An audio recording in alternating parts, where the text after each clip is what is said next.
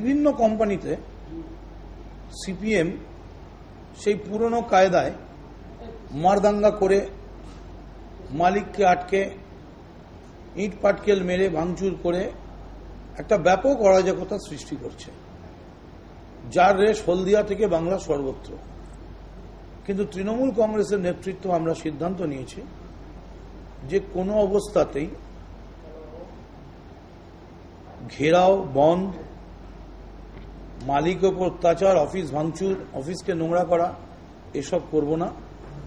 এবং প্রত্যেক জায়গাতেই আমাদের দায়িত্বশীল নেতৃবৃন্দ তারা বোনাস সহ অন্যান্য যে প্রবলেম সেগুলো মেটাবার চেষ্টা করছেন এবং প্রয়োজন হলে আমাদের দলের সর্বোচ্চ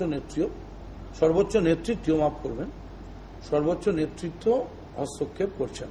আমরা চাই পুজোর আগে শান্তিতে সমস্ত ইন্ডাস্ট্রিগুলো থাকুক, শ্রমিকেরা বোনাস পান এবং মালিকদের কাছেও আমাদের অনুরোধ, কষ্ট হলেও আপনারা এবারে বোনাস নিয়ে কোনো রকম একটা অনড় মনোভাবের মধ্যে যাবেন না।